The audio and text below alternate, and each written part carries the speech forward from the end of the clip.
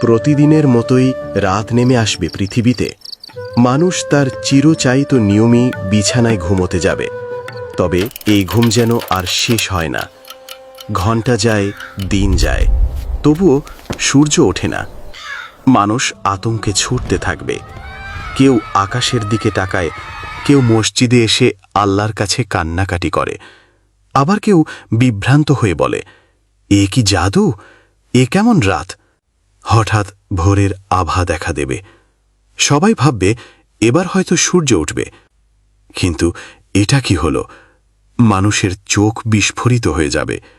সূর্য উদিত হলো, তবে পূর্ব দিক থেকে নয়, পশ্চিম দিক থেকে। তখন সকলেই বুঝে ফেলবে কিয়ামত চলে এসেছে, আল্লাহর ঘোষণা সত্য হয়েছে। তখন মানুষ চিৎকার করে উঠবে আর বলবে, লা ইলাহা ইল্লাল্লাহ, আমি এখন ঈমান আনলাম।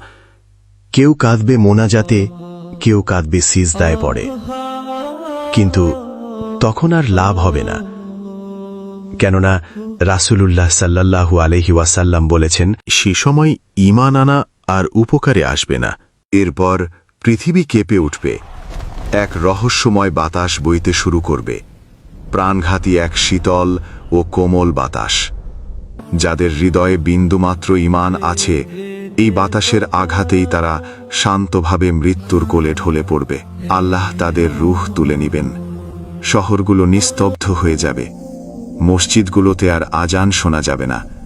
গ্রামে গঞ্জে, ময়দানে সব জায়গা খালি হতে থাকবে। রয়ে যাবে শুধু অবিশ্বাসী আর আল্লাহকে অস্বীকারীগণ।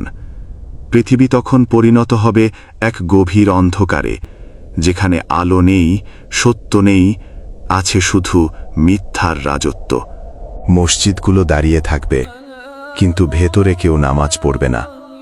কোরআনের কপি থাকবে, কিন্তু কেউ তা পড়বে না। শহর জুড়ে শুধু কাফের, মুনাফিক আর ফাসিকদের আনাগোনা। হঠাৎ আকাশ কেঁপে উঠবে, পৃথিবী দুলতে থাকবে, পাহাড় গুঁড়ো হয়ে ছড়িয়ে পড়বে, সমুদ্র আগুন হয়ে জ্বলে উঠবে, আকাশ ছিঁড়ে যাবে, নক্ষত্র ভেঙে ঝরে পড়বে। সবাই আতঙ্কে চিৎকার করতে থাকবে, কিন্তু আর পালাবার কোনো পথ নেই।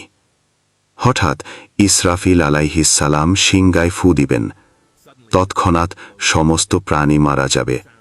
জমিন তার গর্ভে থাকা সমস্ত স্বর্ণরৌপ্য বের করে দেবে। পৃথিবী ও আকাশ ধ্বংস হয়ে যাবে। থাকবেন শুধু একমাত্র আল্লাহ। তারপর আসবে এক দীর্ঘ নীরবতা।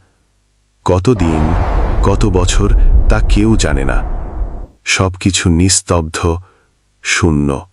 এরপর আল্লাহ আবার ইসরাফিল আলাইহি ওয়াসাল্লামকে আদেশ দিবেন, ফু দাও। তিনি আবার সিংগায় ফু দিবেন।